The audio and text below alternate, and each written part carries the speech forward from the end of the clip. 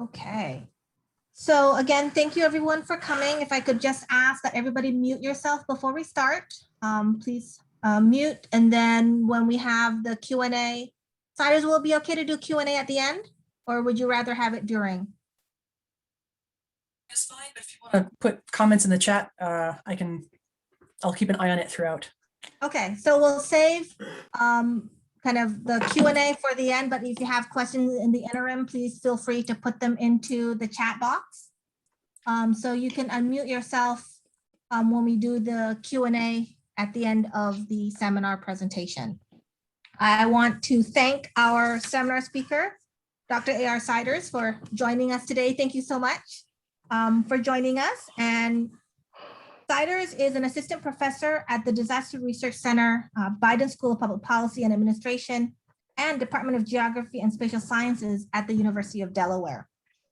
She is a lawyer and a social scientist, and her work focuses on the social justice implications of government incentive structures for climate adaptation and managed retreat specifically. Her talk today will be on the ethics of managed retreat as climate adaptation in the US. Welcome, Siders. Thanks so much for having me. Sorry, it's always that moment where you find the unmute button. You know where it is until you need it. Thanks so much for having me. I've been really enjoying the conversation so far and excited to keep this going. I'm going to share some slides. Could someone give me a thumbs up or some signal that you can see? Awesome, thanks. So yeah, so I study mostly managed retreats. As a brief overview for anyone joining who doesn't spend their entire lives thinking about these issues, when we're thinking about coastal adaptation, we have a few main categories of ways that people can adapt to sea level rise, to storms, to hurricanes, to rising floods. And the first of these is resistance. This could be hard, building seawalls. This could be soft, putting in dune structures, anything that tries to prevent the water from reaching your home. We have accommodation, most classically elevating homes. So the water can come and can go, but doesn't do as much damage to the actual property that you're in. You are safer because you are elevated above it. It can be retreat, meaning actually moving away from the hazard itself. And last, it could be avoid. So maybe don't build in the floodplain in the first place, right? To the extent we can avoid these risks. And primarily today, I'll be discussing about retreat, although we'll talk about some of the others, touch on some of the others as they come up along the way. So managed retreat. And I know there are lots of other phrases that are used in this space, planned retreat, strategic retreat, resettlement, relocation, all these. I use managed retreat because I think it's actually pretty clear on what it means. It's that there is a purposeful, planned, managed, supported movement of people or assets away from a hazard or away from a risk. Yeah. If anyone wants to discuss the semantics of how we discuss this, totally happy to at the end, but throughout, I'm just going to use managed retreat for ease. So most of the way managed retreat occurs in the United States is through buyouts, through voluntary property acquisitions. And so this is most of what I'm going to discuss in the talk. So again, just brief overview for those who are not familiar. We're going to have buyout mostly happens where we have a disaster. So a hurricane happens or a flood, it damages homes. The local government applies to the state and the state to the feds to ask for money in order to do a buyout. The local government, if they would then receive the money from the federal government, from the state, they then offer buyouts to homeowners. The homeowners decide whether or not they want to accept that buyout. If they accept the buyout, the home is relocated or demolished, normally demolished, and the land is maintained as open space. And because I'm talking about the ethics and the equity issues, there are problems at every single stage in this process. So for example, with the disaster, well, there are problems about who is most affected. We know that lower income and communities of color in the United States tend to be more exposed to hazards, that they tend to experience more damage. The buildings may be built under previous building codes. They may be built with fewer protective measures. They may be built on lower elevation areas due to historic injustice, etc. So there's a justice issue in terms of whose homes are most damaged during the disaster. Then there's also an issue when the local government applies for the funds in terms of which local governments have capacity to get the money. And I'll talk about this a little bit more as we go on, because some of my recent interviews have been focusing exactly on this, that the capacity of the local government to navigate FEMA or HUD or anyone else's bureaucracy really determines who gets access to these resources. So that's important. Then there's the decision about where the government offers the buyouts. And this also comes with all kinds of complications. Should you offer buyouts in lower income areas? Should you not? How much should you offer for homes? How do you compensate? All of these questions come into play. For the homeowners, there are concerns about what influences homeowners when they're making this decision. How voluntary do they feel this decision is? Do they feel forced? Do they have other options? Where do they go? Is there housing somewhere for them to go to after they sell their home? And then even with the land maintenance, there's a concern about who benefits from the open space. Great, you've demolished the house and you've created an open space. Is this a park? Is it a derelict lot that collects trash? What is it, right? Who benefits from it? How is it used? Does it help the community? So concerns at every single stage. One of the reasons this is important, though, is that buyouts are the major way that FEMA manages home risk. So looking at repetitive flood loss properties over the last 20 years, from 1989 to 2018, 30 years, even more, the Government Accountability Office found that 81% of the repetitive flood loss properties, so homes that had been damaged and rebuilt, 81% of those who were helped by being bought out. So the major way we deal with at least repetitive flood loss in the United States is to buy out these homes. So this is about 46,000 homes by their account in 2020. So that's not a huge number, given that we estimate something like 4 to 13 million Americans will be at risk of sea level rise. But for those 46,000 homeowners, families, that's a big deal. How are buyouts working? Buyouts are occurring all over the United States. So they're not just isolated, they're not just in coastal areas. Every single state except Hawaii has used FEMA funds to purchase flood-prone homes and demolish them and relocate them. It works out to be about 1 in 3 counties in the United States.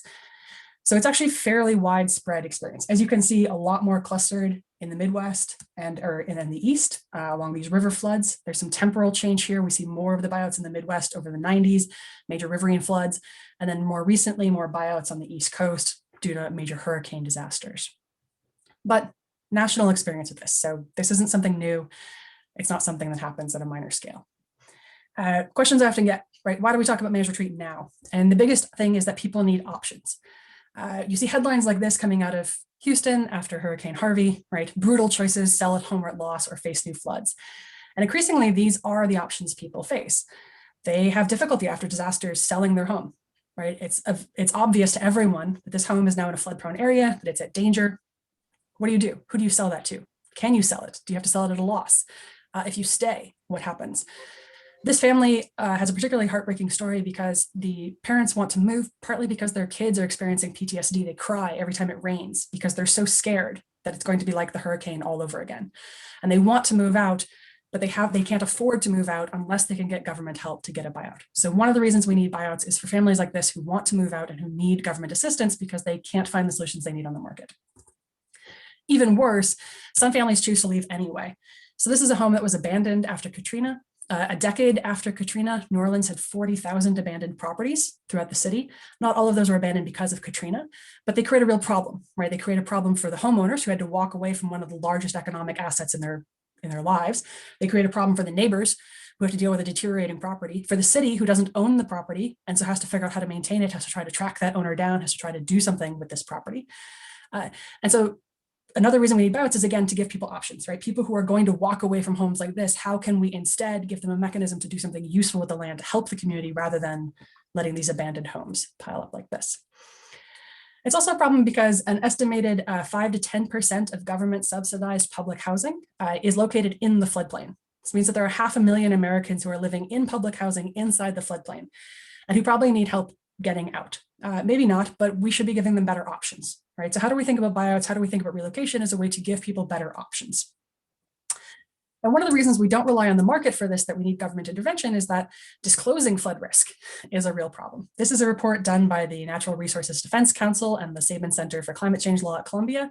They went through and graded every single state in terms of its flood risk disclosure laws. I live in Delaware, tiny green sliver that got a B because we disclose flood risk in terms of, are you required to have flood insurance or not? Some states, recently in Connecticut, they get a C because they disclose whether or not you're required to get flood insurance, but they're not required to disclose whether or not the home has actually been damaged. So this goes back to the classic joke that you can get Carfax for your car to find out if it had a dented bumper, but you can't find out if the house was demolished in a hurricane 3 years ago. So there's a lot of emphasis on homeowners maybe moving into at-risk places and not knowing it. If you keep up the news, there's a lot of news stories that are starting to come out about people who say, I would never have bought the home if I knew. So how do we use buyouts to help people prevent new people from moving into at-risk homes without knowledge, who maybe don't want to be there? Or once they're there, how do we help them get out without putting a new family at risk?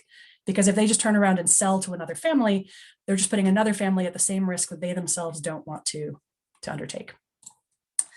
And then finally, one reason we need to think about this is that we're doing a really terrible job of helping people prevent their flood risk in other ways. This is again from the same GAO, Government Accountability Office report, 2009 to 2018. The big blue, the dark blue at the bottom, that is the number of repetitive flood loss properties in the United States that are not having their flood risk reduced. Yeah, the lighter two bars on the top are the ones that are having their flood risk reduced. And it's only the very, very lightest at the top that is using FEMA money. So that light little bar are the ones that are being helped. The dark blue ones are the ones that are not being helped. And notably over the same time period, 64,000 new repetitive flood loss properties. It's properties that became repetitive flood loss properties over the same time period. So we're actually adding to the risk, adding to the problem more than we are helping the problem. We're adding more houses onto the repetitive flood loss property list than we are getting off of it at the back end. One of the reasons for this is that we're building in the floodplain faster than we are outside of it. In Delaware, in some parts of Delaware, we're building 2.5 times faster in the 10-year floodplain. So that's in the floodplain where there's a 10% chance of flood every single year. We're building 2.5 times faster in that floodplain than we are outside of it. To be fair, that's because a lot of Delaware is in the floodplain, but it still creates a problem. And this happens nationally. Nationally, many places are building faster in the floodplain than we are outside of it. So we're adding to this risk. Every single home we add are thousands of more families that are being placed at risk of losing everything. One of the worst examples of this that I've come across is Canyon Gate development in Houston. This is from a New York Times article about the issue. The yellow line shows a reservoir that the federal government had set aside and said, we intend to flood this area. This is the reservoir where we will put the flood water from the major rivers when there's a major flood so that it doesn't get into downtown Houston. I'm going to protect downtown Houston, so we're going to flood here. And after they declared that area, then these developments cropped up inside. If you can see, there's all kinds of development, especially along the top left-hand side, the squiggly line bit, all kinds of developments in there. And the blue line is where the floodwaters actually went when the federal government did, in fact, flood this area. And as you can imagine, the homeowners who live inside this area were none too pleased when they found out that they were flooded, and flooded on purpose, right? Someone had intentionally flooded their home to prevent flooding elsewhere. Well, whose fault is that? Should the federal government not have flooded this area? Should it have allowed downtown Houston to flood? Is it the homeowner's fault because they knowingly moved into a home? Did they know, right? Look back at our flood disclosure laws, not clear that they necessarily knew that they were moving into. Is it the local government's fault? Maybe for allowing development to occur in these areas? How could they have better avoided, thinking about our 4 strategies, how could they better have avoided this? The developers, right? The developers who actually built in those areas, what were they thinking? And most importantly, now that those homes are there, what do we do about it, right? Do we leave them there? Do we try to protect them? Do we reduce the floodplain area so that we have less protection for downtown Houston, but we don't risk flooding these homes? What do we do? Do we find a new area, a new reservoir? And if we find a new area, what's to prevent development from occurring in that new area? So how do we deal with this? Now that these homes are here, what do we do? How do we undo this development that has happened? One of the other reasons we need to start thinking about retreat, and we need to start having the conversations now, and which is one reason I'm so excited we're going to have this talk today, is that we're really bad at managed retreat in the United States, globally, but we're really bad in the United States. So we may not need to retreat now. Some communities do need to retreat today. Some communities will need to retreat in a decade. Some communities will need to retreat in 2100 or even later. The challenge is that I think if we start the conversations today, we might, maybe be ready for managed retreat in 2050. So we have to start today because by 2050, it's very likely that we will need to actually be doing retreat. We have to start thinking about that. And I like to point out that managed retreat is nothing new. Globally, it's happened all over the world. These are just pictures from cities that have been abandoned and they're underwater because people moved away from them. As storms and tides rose and coasts eroded, they walked away from these towns, they retreated, they moved somewhere else, and these places are now under the ocean. This is from the United States in the 1850s. This is Long Point on Cape Cod. This is a home on a raft. So the home is being floated from Long Point to Provincetown on the mainland because the people who lived in Long Point got sick of being flooded. They were flooded all the time. A reporter at the time described it as they had sharks in their yard instead of dogs. And so they didn't like it. And so they literally put their homes on rafts, floated them across to Provincetown, and you can still see homes with this blue icon in the top, the sort of houseboat, denoting which homes are still there that had been relocated 170 years ago. So this is nothing new for the United States. The question is, what can we learn from it? What are we learning from these experiences? And most of the research is suggesting that there's a lot of damage.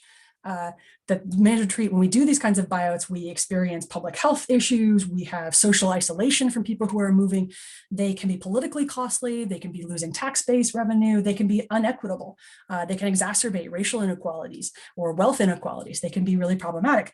And in one of my favorite titles of all time in this space, oh, sorry, I keep missing that, there we go.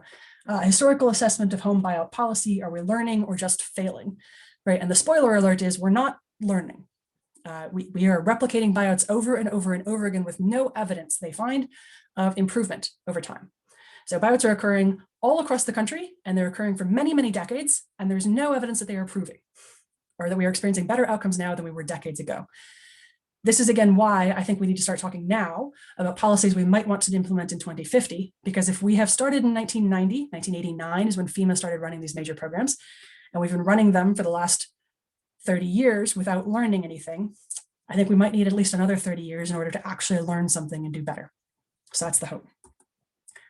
There are lots of challenges that make buyouts really difficult. Some of them, just to put them in major categories, are psychological. People don't like change. They think maybe that they won't be damaged, they won't be hit by the next storm.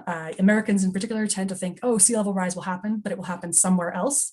Or yes, managed retreat might need to happen, but it will happen somewhere else. It certainly won't happen to me. My home is exceptional, so my home will be protected, my home will be safe.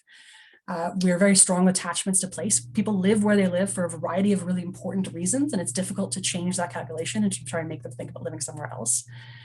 Institutionally, there's all kinds of problems. There's subsidized risk. National Flood Insurance Program is an easy target for criticism because it subsidizes payments to live in risky areas in some ways. There are disincentives for local governments, right? There are actually a lot of incentives for local governments to build in risk-prone areas because then they get more post-disaster money. If they limit development in risk-prone areas, they may not actually get post-disaster money. There's an authority mismatch in that the incentive is at the federal level, but they have no local land use or zoning regulations, so there's a problem there. Equity is a huge challenge, as we'll discuss in a few minutes, and lack of learning, which I've already touched on. One issue which I always find problematic is people always think about retreat as equaling defeat. And so I started studying managed retreat right after Hurricane Sandy because there were a lot of discussions about how we're going to rebuild, and there were very few discussions about whether we should rebuild, right? The slogan at the time was rebuild, rebuild New Jersey strong, we're going to build back, we'll never abandon the waterfront. And it was felt that retreating was in some way loss, like it was giving up. It was acknowledging defeat, that we can't technologically build our way out of this, that we're losing. And I just like pointing out that even from a military context, a retreat does not equal loss. And so I'm just going to point out here two very famous retreats where we didn't lose the war. So this is General Washington, right, retreating very famously during the Revolutionary War that I remind my students we did not lose. And then this is Dunkirk, also a very famous retreat in a war that we did not lose. So retreat does not equal defeat. It actually can mean, and I love it because the metaphor just works, right, retreating usually to the high ground and then rethinking which direction you want to advance in. And my favorite quote on this actually comes from US Marine Corps General Oliver P. Smith, who says this, he says, retreat, hell, we're just advancing in a different direction. And it's very wonderfully military, but it's actually really important because it makes us think about, well, we're moving in a different direction. Retreat can't just be, and it's not, that we were lost and we were routed and we fled. That is not a retreat, at least not in the sense that the military thinks about in terms of a military maneuver.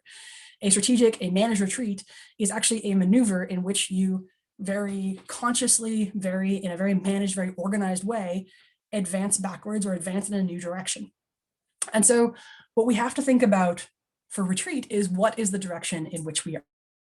And this is the reason I'm actually really excited about managed retreat, is that I think one of the major reasons to talk about managed retreat is that it allows us to do something audacious, to do something creative and bold with climate adaptation. Because let's face it, most climate adaptation that we've seen around the world and in the United States is not ambitious at all. It's very minor, it's very incremental, it's very piecemeal, and it does not at all match the scale of the challenge that we are going to see. So we're going to have to do something bolder. And I think that if we did something bolder, it opens up opportunity for us to do something more creative and more exciting as well. One of my favorite quotes in this space comes from a hydrologist at Johns Hopkins University who says, The question of what you do about our coast is not a rational engineering conversation. And I like this because he's a hydrologist and engineer. It's not an engineering conversation. It's a conversation about what we want to be as a society, what a place means to us as a community locally and as a country. And this is really the core of what conversations around coastal adaptation and around managed retreat should be, which is, what do you want your city, your community, or your coast to look like in 100 years? And almost no one can think 100 years in the future. So instead we try to say, what would it look like in 30 years, right? That's the length of an average American mortgage. So if I move into your community and I buy a house with a 30-year mortgage, by the time that I own the house, what will this community look like? And in some ways, if we're asking people to plan financially for the next 30 years, I think it's not unreasonable to ask the community to also plan for 30 years and think about what will it look like at that point. Well, here's what I think our coast is going to look like. This is the direction I think we're heading. I think we're heading a direction towards giant seawalls that block us off from the ocean, don't have much of a beach in front of it, right? They make the coast very difficult to access. We're going to spend millions of dollars, billions of dollars pumping in sand from somewhere else in front of those walls in order to try to maintain an artificial beach, which will just never be as nice as the original one was. Will cause all kinds of ecosystem havoc, as well as being incredibly expensive and inequitable.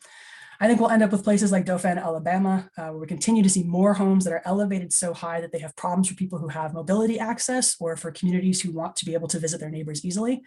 We'll see land erode away under them. We'll see lots of neighborhoods where people abandon their houses because their houses start to lose value on a real estate market and they can no longer afford to live there, or they no longer want to live there and desperately need out. And then we'll see really crowded shores as we continue to build and armor and destroy the coastal access to many of our important coasts, or many of our important beaches. So we'll have fewer beaches with more crowded people. I think this is where we're headed. And frankly, I don't like any of these visions. And if you do, then that's great, because we're headed in that direction. But if you don't, and when this is interactive, I try to actually get people to vote for it, which vision they like, without me saying that I think they're terrible. It's notable that no one seems to like the vision in which we have giant seawalls, giant concrete walls between us and the ocean. But then if I point out that the best way to prevent that future is to stop building concrete walls, right? If we don't want giant concrete walls on our coasts, we should stop building them. Of course, then everyone kind of sits back and says, yeah, but, right? Because then there's all these institutional incentives, and there's all these economic incentives, and there's all these structural things that push us in this direction. So I think this is the direction we're heading, but I'd like us not to. Instead, I'd love to think about, and this is me personally, right? I like to think about very open spaces. So places where there are lots of open beaches with no development on them, that have space for the beach to roll in naturally and roll out naturally.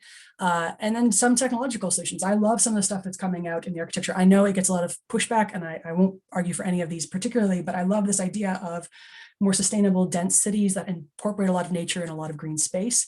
And some of these should be maintaining cultural heritage spaces as well.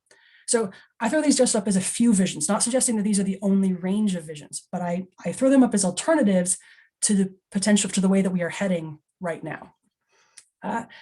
And I say this because vision is actually really important to managed retreat. It's very difficult to describe successful managed retreat because no one agrees on what success looks like. But the few cases of managed retreat we have where the community itself seems to describe the retreat as successful include areas where there's a vision for the community. And the vision is not, let's run away from the hazard. The vision is, let's build something better in a new location. Let's advance in a new direction. So this is Soldiers Grove, Wisconsin.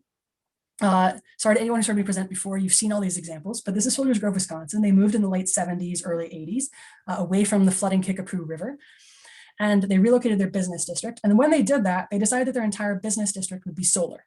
And so they became known as Solar Village. And in the early 1980s in Wisconsin, that was a really big deal. And because they did this, because they had a vision about reinvigorating their town, they were able to do lots of things in the midst of the movement that actually did enhance their business district. They moved closer to a freeway so they would get more off-highway business coming through. They'd be closer to that. They expanded their nursing home facilities so they could care for elderly population within their community and from surrounding communities. They relocated their water source so their public water would be less contaminated during floods. All kinds of things that made their community able to thrive and actually grow in population. It had been shrinking up until that date, but after they moved, it actually grew in population. So because they had a vision of what they wanted to be, and that vision wasn't just fear, it was a positive vision, they were able to do something that they felt excited about and that actually helped them as a community. Similarly, Valmeyer, Illinois. If anyone is interested in community relocation and you haven't watched the documentary on YouTube, I had nothing to do with documentary, so this is an easy plug. I highly recommend watching the documentary because it's full of stories of residents from Valmeyer who talk about the relocation process and about their feelings about the relocation afterwards. So it's much better to hear it from them than to me just relocate, or to me to, retell. But during their relocation, they also had a vision for wanting to be a thriving community. So they had new developments where they put in new housing, they sought new business opportunities, they turned a local cave system into cold storage. They took a nature preserve nearby and turned it into a bat walking trail, so you can actually walk through and see local bat species. So they used their local assets and they used this relocation to help redesign the town. And 25 years later, or 26 years later now, there's a revisit to this where they talk to local residents about how they feel about the relocation. And most of the residents will express something like, you know, I miss living down by the river, but gosh, every time it rains, I'm really glad we moved and I don't live down by the river. I really like going down by the river and I'm really glad I don't live there. So there's a feeling of loss and sadness that they don't have the community they used to. But overall, there's also a recognition of the major benefits they've gained and that they're very glad on the balance that they are now safer and that they still have their community together. So this is just all to speak about the importance of having a vision for what the future is going to be like, right? When we think about planning for our coast, the United Nations Decade of the Ocean has started up and they have this catchphrase, the science we need for the ocean we want. And so this is the same thing with the coast, right? The science we need or the community discussions we need for the coast we want. Well, that all prefaces on what is the coast we want, right? What is the vision? It doesn't have to be one of the images on the screen, it just has to be something. And I think this can be most exciting when the visions are big. And I mean really big, right? Like on the order of we're going to put a man on the moon, on the order of we are going to provide electricity to the entire south of the United States, on the order of we're going to build a national highways transport system, right? Let's do something really audacious. My favorite idea is from Rosetta Elkin at Harvard Graduate School of Design, and it's the National Seashore. Just this idea, what if we didn't have any buildings on the coast? Right, we'd give an exception for ports, maybe some military bases, some tribal communities, some historic communities, that's it. But 80–90% of the coast would just be open. And it could be 200 yards wide, it could be a mile wide, it could be, you know, however wide it needs to be. It would probably change our space. But imagine if you could walk from Maine to Texas on open coast like this, right? And yes, I know this would be incredibly difficult to achieve, but that's kind of what makes it exciting. And how much better is it to talk to someone about why they should move, not today, but in 2080, right? You should move in 2080. Why? So that by 2100, my nieces, your kids, our grandkids could enjoy this. They could enjoy a national seashore all along the coast instead of giant concrete walls. For anyone who's on before, this is the image I promised. This is Wilmington, Delaware, and some other pictures around Delaware from 1900, or roughly about 1900. And I show these because when I think about, for anyone who hasn't been to Delaware recently, it doesn't look like this. Yeah, it looks very different. And that's because it's been a century. It's been 120 years. Yeah, so things have changed. And things have changed even without climate change occurring for most of that time period. Or, well, okay, that's debated. But lots of this change was not due to climate change. Lots of this change was due to technology advances, to social revolutions, all kinds of things that happened in the interim.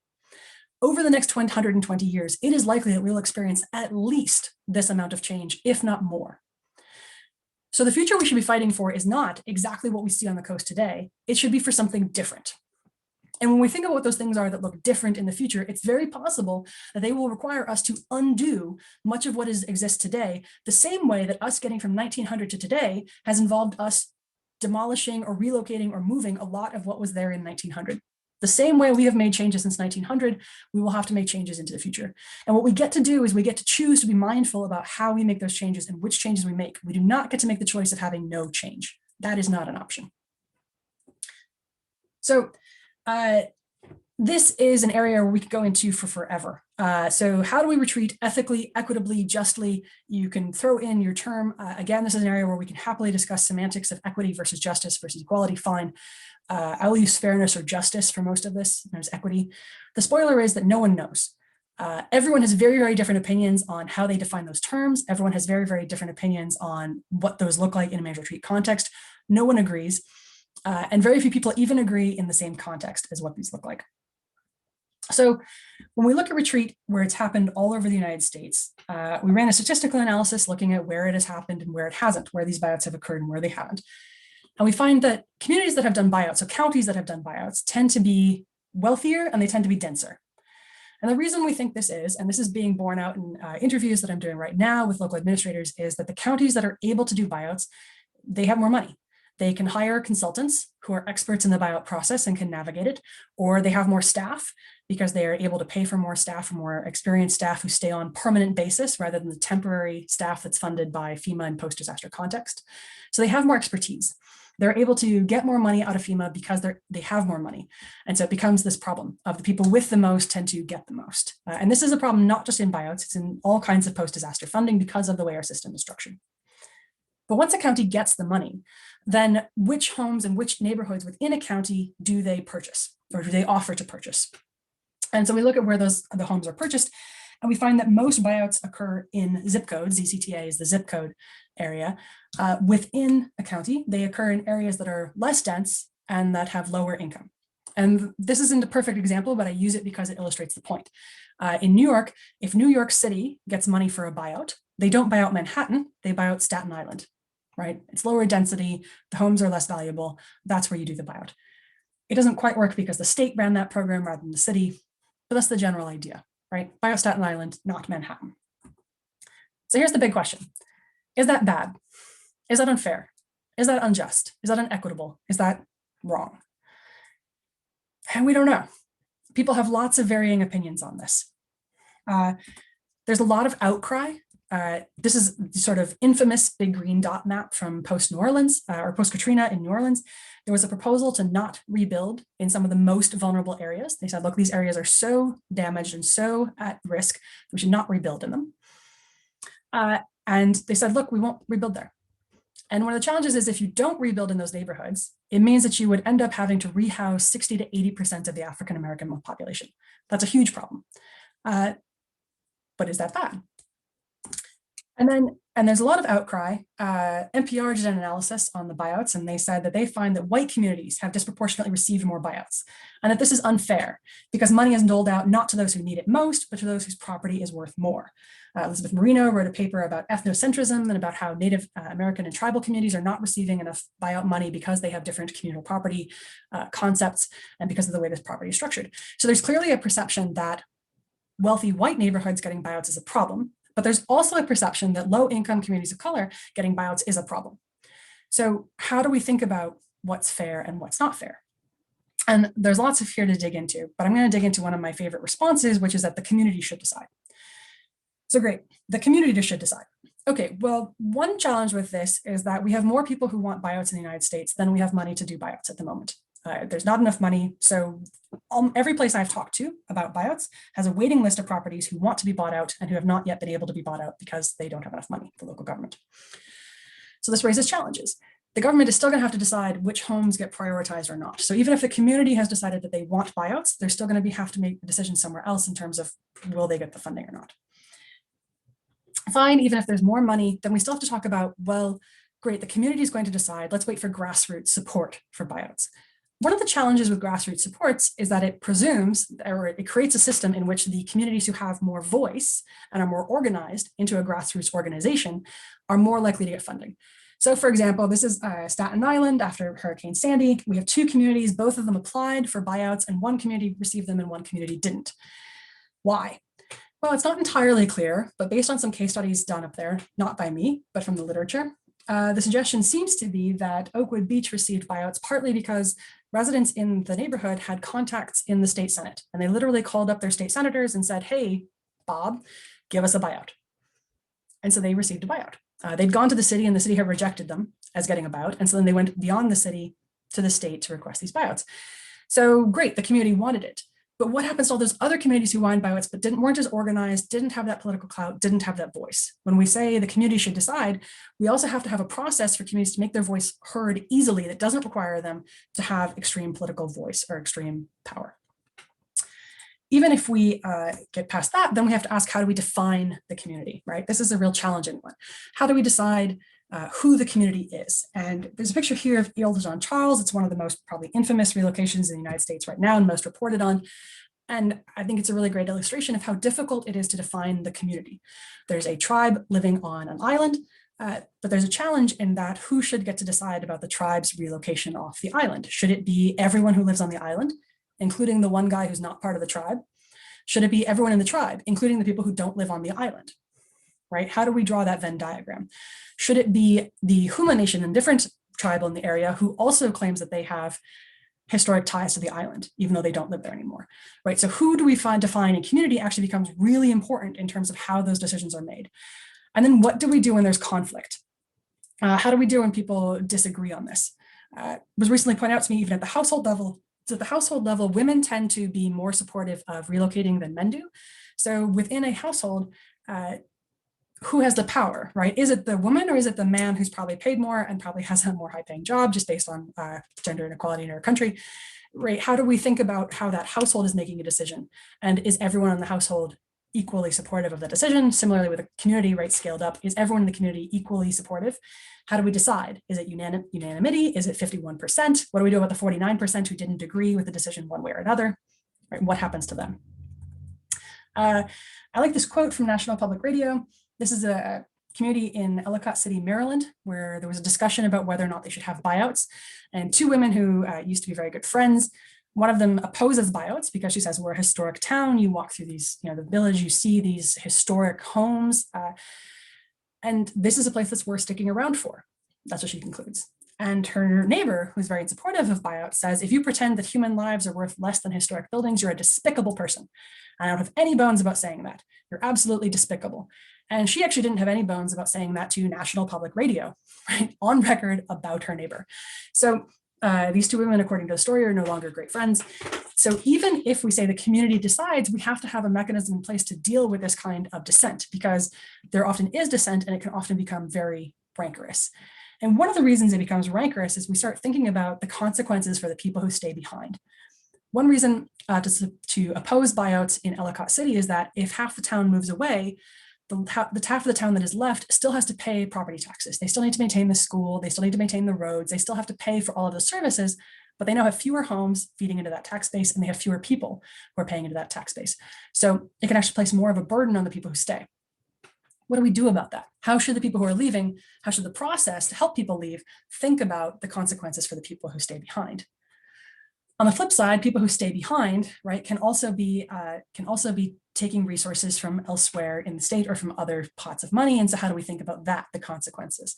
Dauphin Island, Alabama is an easy target here. They, according to one calculation, have paid $9.3 million in flood insurance premiums into the National Flood Insurance Program and have received $72 million out since 1988. And these numbers are actually old, so it's probably grown since then. Because they're hit by hurricanes every 2 to 3 years, or hit definitely by every 7 to 8 years. So this raises the question, right? Do we rebuild forever? And from a lawyer standpoint, like when we say forever, I mean 1,000 years from now, will the United States still be paying to rebuild homes on Dauphin Island, Alabama, right? Or is there an end point? Is there a point at which we say, nope, you've rebuilt 100 times, nope, it's costing us X amount of money and we don't do it? And what is that end point? When do we get to that tipping point where we say, no, no longer, right? How do we think about an exit from these kinds of funding models? Another one in Florida that I like is that the local government didn't want to maintain this road. The yellow arrow is pointing at the sort of road right there along the water, as you can imagine, because it's right there along the water, very difficult to maintain every time a storm surge comes by or a hurricane. So they built this new road, the one that's going diagonally across the screen. And then a bunch of homeowners went in, or sorry, a bunch of developers went in and built new homes, the ones I've circled up at the top. They built these new homes on the old road, and they sued the county and said, hey, you have to maintain this road. And they won. And so the county now has to maintain this road. And maintaining this 1.6 miles of road is so difficult and so expensive that it actually costs more than the county's entire annual budget for roads and bridges across the entire county.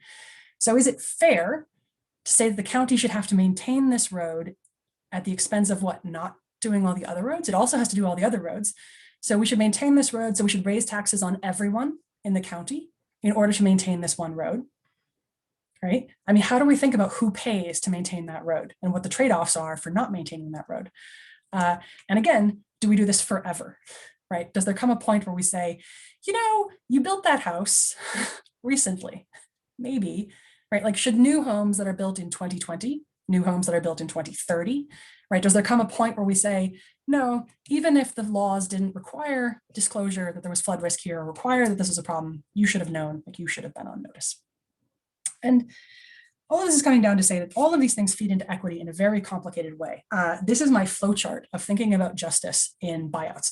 And I show it not because I actually want you to think about any of the arrows, but because I want to point out that like, this is the level of type of question I think we're asking. And I don't think it's an easy flowchart to get through, right? This is not an easy thing to think about.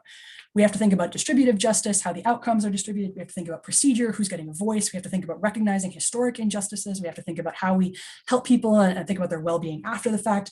And all of these feed into each other's in ways that the academic literature at least does not have answers for in terms of how do we answer them and how do we think about what is just in all of these outcomes.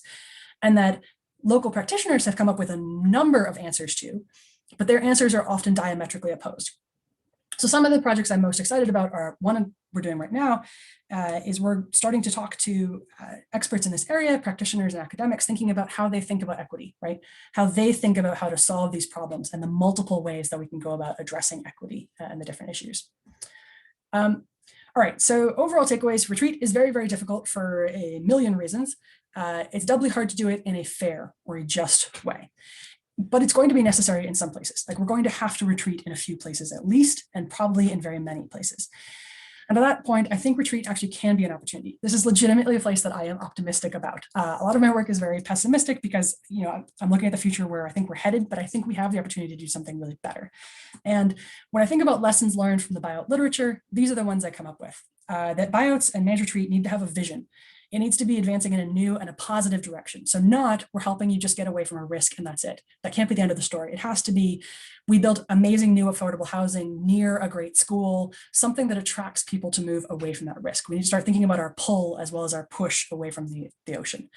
We have to think about equity, no matter that it's difficult. I realize I just said we don't have any answers, but that doesn't mean we can just not think about it. Like we have to think about it and we have to think about it really explicitly. Leadership is incredibly important. In this, the buyouts that happen tend to be the result of having a very experienced person on the local or county government. So someone who knows how to handle buyouts and knows how to handle the HUD and the FEMA or anybody's funding operations, and then also knows how to manage this process. It can be a very difficult process and it can be much more difficult than some other types of adaptation. At least that's what practitioners are telling me.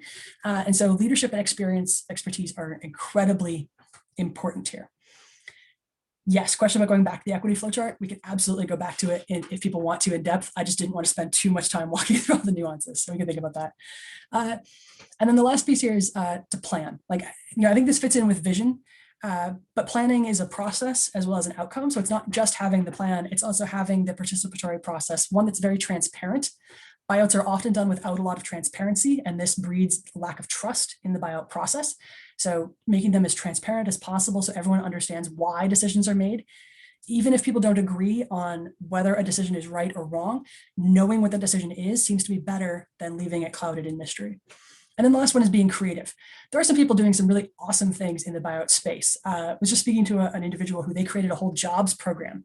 They used CDBG money to create a jobs program to train people from communities of color within a larger city to work on construction company teams that would then dismantle homes rather than demolishing them. They would dismantle them and then recycle or reuse lots of the material to build homes for Habitat for Humanity. That's awesome. It's a lot more difficult to do. It's a lot more expensive. There are a lot more moving parts, but the end result is beneficial for the environment. It's beneficial for affordable housing. It's beneficial for training new people into communities for dealing with, at the time they were trying to deal with racial disparities in the within the construction unions, right? So it's helped get that. It seems like there's really room for doing creative things like that if we can start thinking out of the box. And if we can start making buyouts not siloed, just emergency managers, but emergency managers working with planners, with housing authorities, with others in this space to do more. All right, so that's where I'm going to stop because I think there's like a million directions we could go in this space and talk about all kinds of different stuff. And rather than me go anywhere in too much depth, I'd love to hear which direction you guys would all like to go. There's a question in the chat. Yes. That started, and then I just wanted to point out to people that if they have questions, they can post it in the chat, or you can raise your hand and unmute yourself to ask your question. Thanks. Yeah, so looking at FEMA versus HUD, CDBG DR funding. So two challenges. One is that I FOIA requested data from HUD on CDBG DR funded buyouts, and I was told they have no records of any buyouts being funded by HUD CDBG DR funds. I think that's not true, but I admit that I just haven't had the bandwidth to fight the FOIA process with HUD. So one reason that there's so much more analysis on FEMA money than HUD is just FEMA is more transparent than HUD in terms of where that money goes. The other is, and I think this is where the person responding was getting at, is that a lot of the CDBG funding, some of it pays for buyouts completely, but a lot of it is used as the 25% match. So FEMA pays 75% of a buyout and HUD pays that 25%. So they're in the same program. One reason I really want to look at HUD is exactly the reason you raised in the chat. Jessica, is about using for low and moderate income. So HUD is supposed to spend its money in low and moderate income neighborhoods. There is an exception where HUD money can be spent to respond to urgent needs. And recently started a project looking at HUD CDBG DR funding, because I'm curious how much of the CDBG DR funding falls under that exception, right? How much of that funding is not going to low and moderate income neighborhoods, but is going somewhere else as a urgent needs response, disaster recovery. So I don't have an answer to that. I think it's a really interesting question to see if it's different there. Yes. Other questions?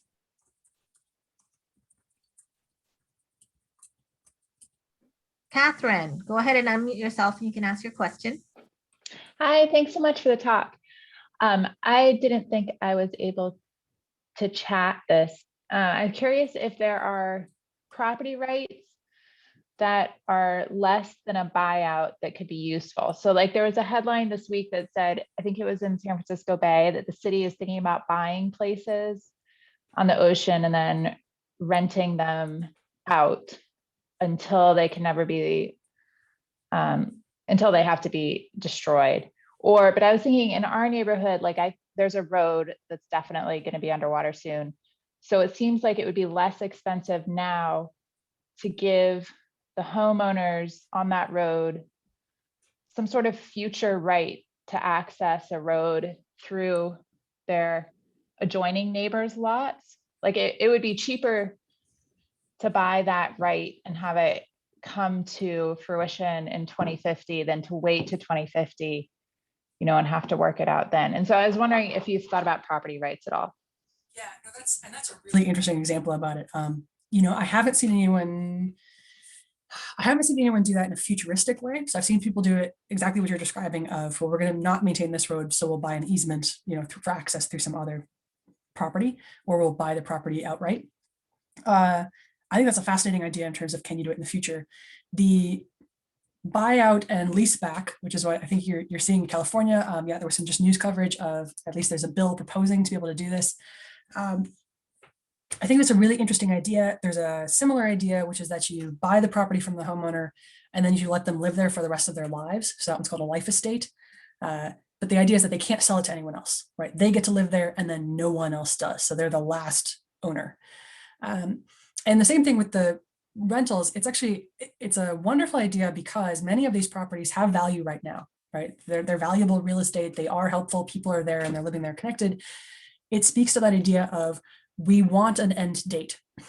So we don't want it to be future law forever. For the next 500 years, this property exists and someone has a right to it, right? That I sell it to you and you get the exact same rights I did, and so on and so forth. We want there to be an end where we can say, nope, we are no longer going to fund, we are no longer going to do this here. And so life estates, leasebacks can do that. They can maintain current property values or current tax base or current income, but combine that with an end result. And I think that's just an area where, I think it's fantastic. I'm really excited to see how it works in California. I'm sure they're going to find tons of creases and challenges that we didn't think of that will come up. There are others. People are starting talking about transfer of development rights. So in terms of other property rights that could be done in some areas that have like low density housing, could you sort of buy up their right to develop so that they could never build more dense housing? So at least you could prevent more dense housing from arising on beaches, or it works better in areas that are less developed, but could you prevent any future development by buying that right to develop? And then giving a similar, transferring that development right to an area where you want denser housing or you want more development to occur. So this is a lot of tools that have come out of smart growth or smart urban planning that are trying to deal with urban sprawl can also be applied in the coastal zone, or at least are theorized to apply in the coastal zone. And I think we're starting to see examples of that, but we're not totally sure what all the challenges will be. So yeah, absolutely. Working on a project with the Nature Conservancy to actually try to create communication guides to explain things like transfer development rights, leasebacks, life estates, rolling easements, etc., to the public. So hopefully those will be out soon, and we'll see if they get any traction in California or elsewhere. I see a question in the chat about Bob. I'll tell you about more resources and give you some stuff, but to Leo T on the public trust doctrine issues. Ooh, yeah. So public trust doctrine is an interesting one because it depends. It's so state by state. So some states take a really aggressive stance towards the public trust doctrine. Sorry, for anyone who's not familiar with public trust doctrine, basic idea is that the wet part of the beach belongs to the government. Yeah, it's not exact, but because it varies by state where you draw that line and what belongs to the government, what belongs to the private homeowner. But and its purpose is to maintain coastal access. So it's actually an old Roman law that then became a British law, that then became an American law, and it's the sort of customary law. So different states have defined it differently. Some of them define it very close to the water. Some of it define it very far inland. Some people have given lots of exceptions. Massachusetts got rid of it completely back in the 1700s because they wanted to allow more development. So public trust, there's a lot of legal work that theorizes that it could be really powerful in terms of trying to protect coastal access, in trying to protect beach width, in trying to protect access points to the beach, right? If a homeowner builds a seawall in front of their house, and then that causes the beach to narrow because as sea level rises, it comes up to the wall and suddenly there's no beach, that homeowner has prevented the public from being able to access the beach, and therefore that coastal homeowner has violated the public trust doctrine, and the state theoretically should do something about it. In California, there have been a few cases of the state actually fining residents who have taken action like building walls that have narrowed the beach or have prevented access or have interfered with public trust. But it hasn't been used much. And so I'm curious to see how this happens. This is one of the reasons I'm so excited about the National Seashore. One of the reasons Rosetta, Elkin, and I started talking about this is because I was thinking, could we use really aggressive public trust doctrine to try to expand coastal access, right? To really start thinking about people, everyone should have access to the coast. It shouldn't be blocked off by a bunch of wealthy homeowners who put up seawalls and then prevent everyone else from being able to access the beach. Like that should not happen. And it's a pretty fundamental core in our coastal zone. But we haven't seen states give it any teeth lately. If anyone has cases of states giving it teeth, I'd really love to know. But yeah, to date, I've seen a few cases in California, some attempts at Texas that were pretty much shot down. Yeah, Leo, rolling easements similarly, right? You want that idea of where the wet beach that it's owned by the public, you want it to roll in. And Mary Carson, if she's still on, so anyway, Wetlands Watch is doing a lot of work on rolling easements. There's others who are trying to look at how rolling easements could be written. It's just a challenge. Texas sort of has a rolling easement, but then they also have some Supreme Court cases that try to prevent that line from rolling inland. So it becomes challenging. But I think there's a lot of potential there for those types of dynamic laws, right? We have a whole legal system that's set up based on the idea that the coast will be the coast forever and that it won't change, that it won't move. And that's absurd, especially in a coastal area and especially in a time of climate change. But we've designed all of our property rights, all of our legal systems as though those things are going to be static. And so the main challenge, I think, of climate adaptation is going to be building in flexibility for things like rolling easements, for things like buyouts and leasebacks, for things that allow for changes over time, so that people have an expectation that change will occur in the future, rather than having an expectation that things will stay the same, or that the government will come in and try to make things stay the same in the future. And Siders, there was a question about where we can find more resources about your work and other sources about neighborhoods retreating. So I wasn't sure if you had a website or. So there's my website, sidersadapts.com. That has at least some of my research on it, some things up there. I could say, oh, I'm sorry, I just private messaged that to someone instead of putting it in the chat. There we go. So that's my website. One project we're working on right now that I'm hopeful will come out this summer is we are putting together a database of 130 academic papers on managed retreat and 160 FEMA case studies of buyout communities, along with like a bunch of other case studies that we found. So I'm hopeful at some point this summer, I will have a website to point everyone to that will have a lot more resources for you, that will have many more case studies and examples of this. But the Valmeyer, Illinois documentary is also, I quite enjoy. Let me see if I have a link to that.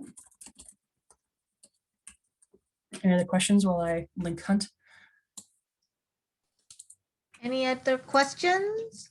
Comments, disagreements, areas where you want to totally tell me I'm wrong? Go with that too.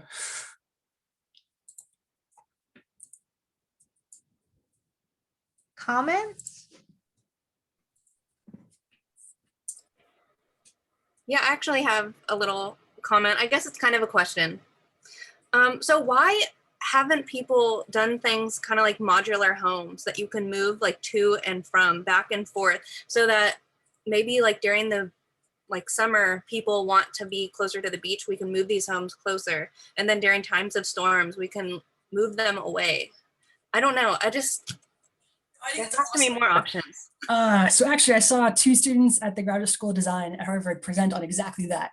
Their suggestion for anyone from North Carolina on the call, their suggestion for some of the barrier islands in North Carolina was exactly that, to do buyouts that sort of purchase the property, but then basically put homes on it that could, well, actually their idea was homes that you could sort of ratchet back like a few feet at a time. So as the coast erodes in, right, you could just sort of shift the house back. I had another student who was looking at, Jess points out hurricane winds will be a major challenge. So you have to, navigate for that. Another student was looking at tiny homes. Like, could we encourage more tiny home, literally, I mean, at first I laughed and I was like, what, but then she pointed out, she's like, well, if we encourage like parks where people could come live near the coast, not during hurricane season, and then during hurricane season, they need to leave and go somewhere else, even to another state or somewhere else, right? Like, could they do that? Yeah. So I think there's a lot of architectural and design potential there to think about. I don't know if you saw, but recently they moved an old Victorian home in San Francisco. And if you can move a house in San Francisco, why can't you move like these little houses back and forth, like on a road where you only have to maybe maintain a road or a little boardwalk that we can just park these houses up to? And then, I don't know, there has to be somehow like a middle ground solution. I think there does. And I think, Jess Whitehead in the chat is right too, that we also have to take into account a lot of these places are also experiencing hurricanes. So there's got to be, we have to take building code into account for multiple hazards, not just the floods. But I think that's true, whether it's seasonality or whether it's structural, and it depends on what threat you're facing, right? Some places are facing really rapid sea level rise. Some places are facing very slow coastal erosion where you could, they had, a base that like literally ratcheted back 2 feet a year, right? You could do that and still have it be structurally sound. Other places, maybe not. I think this is, it's something I see designers and landscape architects start talking about, is how do we redesign the future so that future cities are not as static as our current infrastructure. Right now, again, we build something and it's as though we build something and then it's going to be there forever. One of my favorite examples, and John Klink, on your point on water and sewer ties exactly to this. It's a huge problem. And one of my favorites is the Netherlands has floating houses, right? So you have a house and it sits in kind of a pit with a big pontoon basically under it. And so when it floods, the water comes in and it goes under the pontoon and the house floats up. And to do this, they had to actually create flexible water and sewage and electric pipe connections to the house. And then of course you have to change all the legal regulations about, is that allowed and how does that work? And what happens if your house, floats away and damages someone else's house, or, how do you handle those things? So there's all these social as well as technological challenges, but people are starting to think about them. And I think they're going to become more common as people, because a lot of people want to see a technological solution to these problems. And I think we're going to see more in this space that are both technological fixes and really social fixes combined. So I don't know why we're not seeing of them as much. I think it's just why we don't see as much adaptation as we should, right? People are still hopeful that we could just maintain the status quo. They haven't really embraced the idea that we need change. and they really haven't embraced the idea that it could be radical change. So I think that's awesome, because that's where I'd love to see more radical, audacious change rather than the increments we see. But that's just me personally. So So it is after 4:30, and I know, Siders, you have another meeting after this. So I want to take the time to thank you very much. It was a great presentation. We had great turnout, so I appreciate everybody for coming as well. And thank you so much for sharing all of your thoughts and ideas and welcoming questions from the audience. thank you so much. Thank you for all your questions. If I didn't get to your question or you have something else, I just put my email in the chat as well. So, feel free to reach out. I'm happy to talk about Main Street at any point. Very good. Thanks for Thank having you, me. everybody. Thanks, Sider. Thank you. Thanks, Sliders. On HUD, you might want to try the route of states that have been doing buyouts, like Iowa. Yeah. The Cedar